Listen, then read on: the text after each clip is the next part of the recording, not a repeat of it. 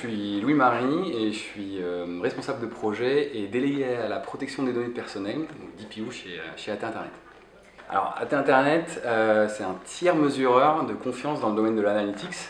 Donc très concrètement, au même titre que des laboratoires pharmaceutiques qui vont pouvoir faire appel à des entreprises indépendantes pour valider les données sur leurs médicaments avant de mise sur le marché, et ben, nos clients sous-traitent à Internet la mesure d'audience de leur plateforme afin de s'assurer que ce soit fait en bonne et due forme et de pouvoir valoriser cette audience auprès de leur écosystème. Alors, mon point de vue, c'est exclusivement du fait de la prise de conscience de l'opinion publique sur tous les scandales qu'il y a pu y avoir récemment. En premier lieu, Cambridge Analytica sur Facebook. Après, il y en a eu des encore plus récentes, avec Facebook en décembre sur, je crois, la fuite de données de plus de 260 millions de users Facebook, ou encore très récemment avec Google qui a partagé des photos avec des comptes différents. Mais donc voilà, une prise de conscience de l'opinion publique.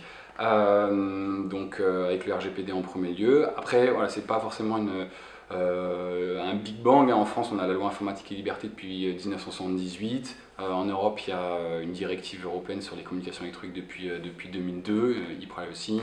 Aux États-Unis, il y a d'autres réglementations, d'autres principes depuis un petit moment. Là, le RGPD, quand même, revient mettre deux points clés en avant, c'est le droit des utilisateurs et puis les amendes incitatives qui vont permettre d'actionner plus facilement le respect des lois, on va dire.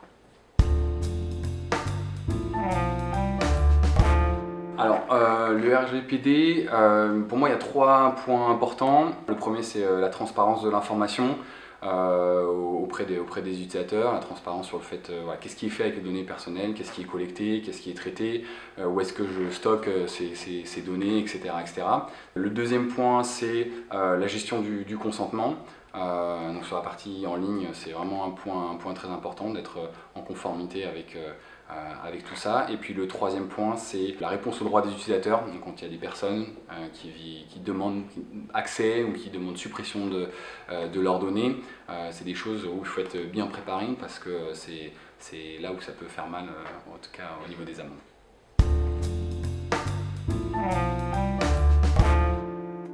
Les partis politiques sont au même niveau qu'une entreprise privée. Un électeur, c'est soit un client qu'on essaie de garder, soit un prospect qu'on essaie de convaincre. Et voilà, moi, en tant que citoyen libre, si j'ai pas fait le choix de dire oui, je souhaite entrer en interaction avec ce parti politique parce que ses idées m'intéressent et que ce parti-là communique et utilise la publicité sur des listes et des bases de données qui n'ont pas été qui n'ont pas expressément consenti, c'est illégal et dangereux pour nos démocraties. Et on a un exemple assez récent effectivement avec les élections américaines.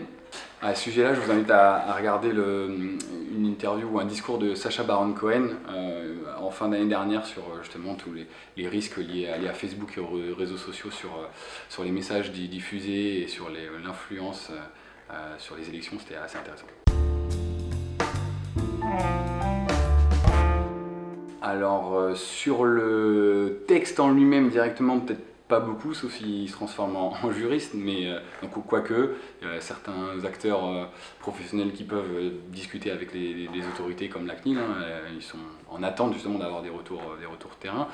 Après, non, plus sérieusement, je pense que c'est un peu, je refais un parallèle peut-être avec l'écologie, mais ce qui se passe avec Greta Thunberg et les prises de conscience des générations plus jeunes sur les problématiques sociétales, dont fait partie, comme on l'a expliqué tout à l'heure, ces problématiques liées aux fuites de données personnelles et la publicité illégale, entre guillemets, en ligne. Donc, il y a une réelle prise de conscience à avoir et à interpeller nos élus et nos leaders politiques pour faire en sorte qu'on retrouve des solutions. Et en tout cas, j'espère que l'intervention d'aujourd'hui a permis peut-être de sensibiliser un peu et de faire naître des vocations de futurs DPO, qui sait.